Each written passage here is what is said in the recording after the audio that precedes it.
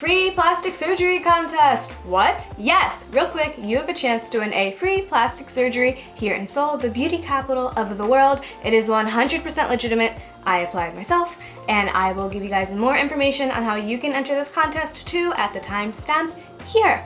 In the meantime, let's get into how I got my marketing job and became a copywriter here in Seoul.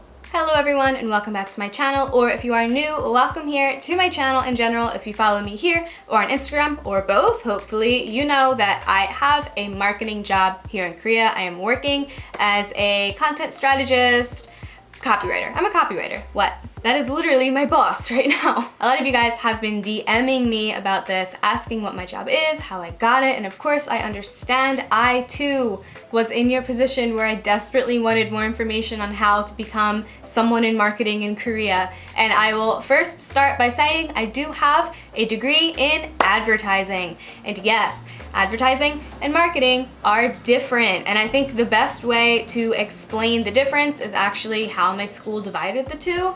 So the marketing majors were in the School of Business on one side of campus, where people wore suits to class and knew things like math. And the advertising kids were in the School of Communications, where we hung out with like the film and the theater and the art kids.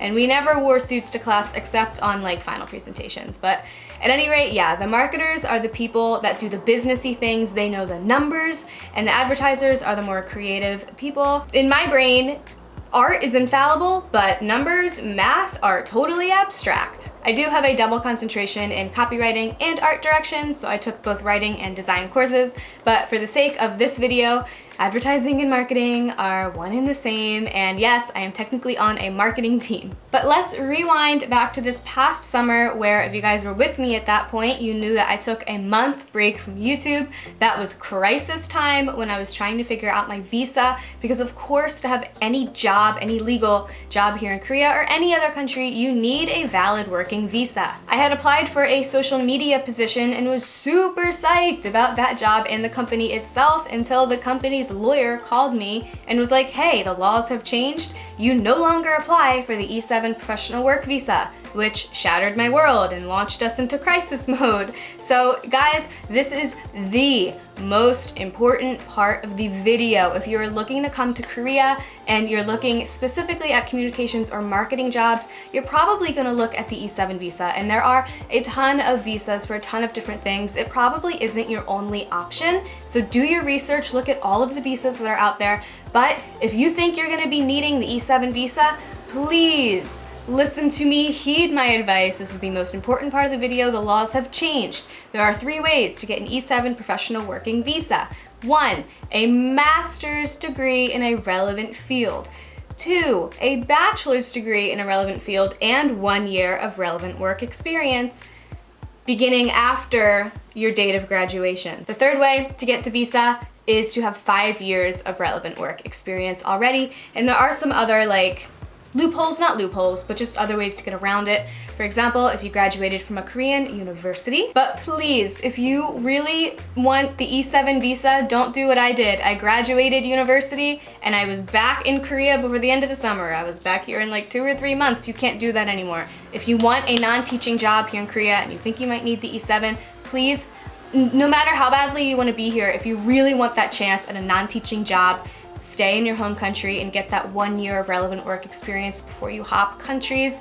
It'll make life so much easier and you won't have to have a crisis month like I did. I will link a very useful webpage down in the description box below that talks more about the E7 work visa and different requirements you need in order to get it. So please check that out, guys. Now I'm gonna talk more about my current job that I have now, but before we do that, I do wanna circle back to that free plastic surgery that I teased in the beginning of this video. This video is happily sponsored by the app Alice in Beautyland, and I hope you guys trust me enough to know that I would never agree to promote anything that I didn't personally believe in or that I didn't think was relevant or useful for you guys. Alice in Beautyland is an app geared 100% towards foreigners looking to get plastic surgery or other non-surgical cosmetic procedures here in Korea. They have everything from like real intense jaw shaving, which is a very involved surgery, to very non-surgical stuff at all, like little fillers to get rid of your dark circles that take like 10 minutes to do. I don't know if they actually take 10 minutes, but my point is they have everything from the extreme to the very, very basic. The entire app is in English. The navigation is very intuitive. It's just an app that's very easy to use,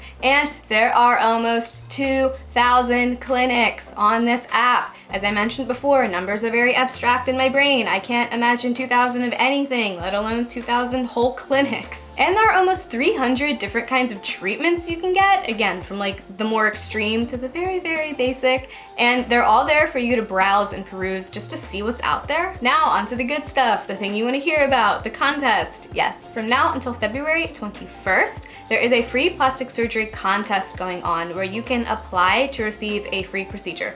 It doesn't even need to be a surgery. It can just be like one of those non-invasive things I mentioned, like fillers or Botox or something else that doesn't really require going under the knife. But if that's what you need or you feel like you need, that's on the table too. Nothing is out of the question. And to be fully transparent, I applied myself. It's free to enter, there's no strings attached, and they do this every year. So even if you're watching in the future, hey, what's up? You have a chance to apply too. So not only am I medically curious, but I do have my own complex. To be honest and to tell the truth, I have a weak chin, and I try really hard to not show it on social media. I can control angles on YouTube and Instagram, but if I know my picture is going to be taken, I overextend my jaw to give myself an underbite.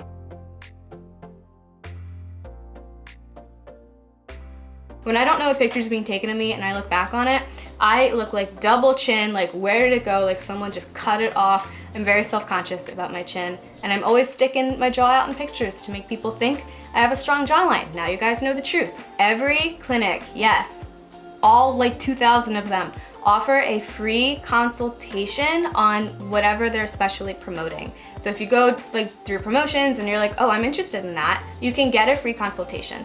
I already went in for my free consultation with Namu Clinic in Gangnam, and it was like better than I expected. Like the guy sat with us for a while and he really made sure I was comfortable in the knowledge he was giving me. They really made sure all of my questions were answered. Alice in Beautyland will be linked in the description box below. Check it out, check the contest out, go peruse all of the different promotions and clinics they have, and let's get back to how I got my marketing job here in Korea. As you guys should already know, Andy and I got legally married back in July, so that took care of the visa, and I am allowed to get any legal job I want without needing a company to sponsor me. In terms of resources, I made a video 2 years ago now called How I'm Finding and Applying to Non-Teaching Jobs in Korea.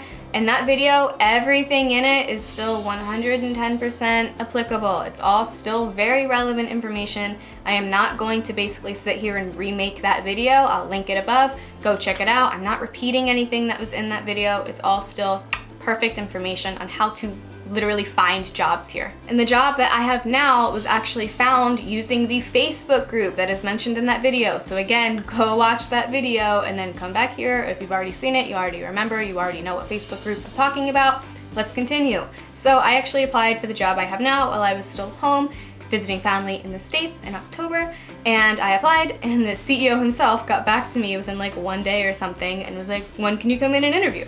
And I was like, well, I'm overseas. And so after I got back to Korea, it was basically 3 days, and then I had an interview, and I was offered the job on the spot. Yes, that's right, offered the job on the spot. My boss had my resume, he had my portfolio, he had my work samples. He also had the resumes, portfolios, and work samples of however many other people that applied, because I wasn't the only one, of course. But the thing that creatively set me apart was having a YouTube channel. Yes, for real. He recognized what it takes to be a content creator. He knows that it takes planning. I need to know how to film, edit. I need organizational skills. I need to be consistent. I need to have some working knowledge of social media algorithms and SEO. YouTube is something I am independently committed to that shows creative thinking and individuality. Any number of people have a comparable degree. Any number of people that applied, I'm sure, had a lot more technical job experience than I did. But having a passion project will really set you apart, guys. This passion project, YouTube, is what kept me relevant in my field, advertising, marketing, social media, all that stuff, while I was teaching. So it's not like I took a year off of my career. I was just doing something else on the side that still counted towards those skills that I would need at a real job. Because of YouTube, I'm able to put content creator on my resume. And now look at me, I'm a copywriter in Seoul. I'm writing ad copy, I'm writing blog posts, I'm writing web articles, I'm writing web text. And I love it. It's what I feel good at. It's what I like to do. Writing is like the one thing that when God made the universe and decided I was gonna be in it, he was like, you're gonna be good at writing. That was it. And I get to do it, and I get to do it in another country. And it's amazing. And it's because I have a passion project like this where I get to flex my creative muscles. I know I'm really lucky for this. And I'm also really lucky to have found the company that I work for because it's not a Korean company. Like the founder of it was raised in a different country. It doesn't operate like a normal Korean company. So that's another really lucky thing I've stumbled across too. But I have two main takeaways. One, marketing and communications jobs are among, or if not the easiest jobs for foreigners to get in Korea. I'm sorry to say, but if you are in a STEM field, it's gonna be so much harder to find a job. And on those resources that I mentioned in my first video, I have seen like some legal jobs. I think I've seen like 2 engineering jobs. Like other things exist, but you have to remember what your competition will be. So when you come to Korea, your competition is native Koreans. Are you fluent in Korean? If not, I'm not fluent in Korean, but that's the thing. What makes you special? Being in communications and marketing, they're looking for other languages and global perspectives, and that's what foreigners have, other languages and global perspectives.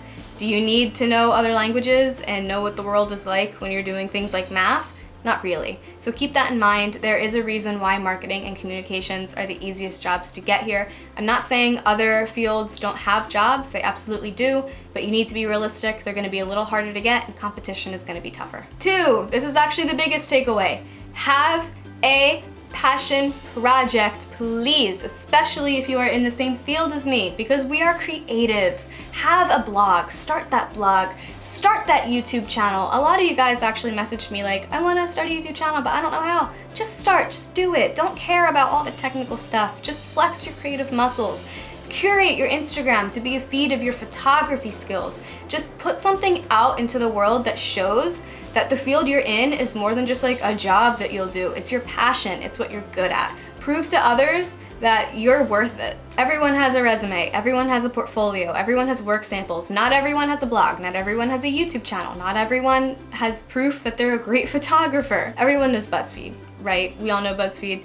A significant amount of people that work at BuzzFeed were discovered, first of all, and hired because of things like blogs and other passion projects that proved that they are creatively independent and can come up with content and ideas on their own. So yeah, that's how I became a copywriter here in Seoul. I didn't know 4 years ago that starting a YouTube channel would get me a copywriting job. Thank you. Thank you, internet. Thank you guys for watching me and letting me be able to be here and keep making content for 4 years. I know there are tons of you STEM people out there that are very lovely that anyone would be happy to work with, but unfortunately, I don't know anything about that, even in my home country, let alone here, so I really can't help you beyond what I've already said. But for all of my other creative babies out there, if you're in marketing, communications, advertising, you're a writer, you're whatever, you can feel free to leave me questions. I don't know how helpful I can be because again, you guys do need to do your own research, but I'll try to be as helpful as I possibly can so long as you're respectful. I hope this video was helpful for you guys, and if for no other reason, at least just the E7 information is so valuable. Know your visa stuff before you start thinking you're gonna leave the country and apply for jobs elsewhere. Protect yourself, take care of yourself first. Make sure you know the visa laws. Check out Alice in Beautyland, the app, and happy job hunting to anyone out there that is looking for jobs right now in Seoul or Korea. Best of luck. I really, really mean it. Thank you guys so much for watching, and I will see you next time. Bye-bye.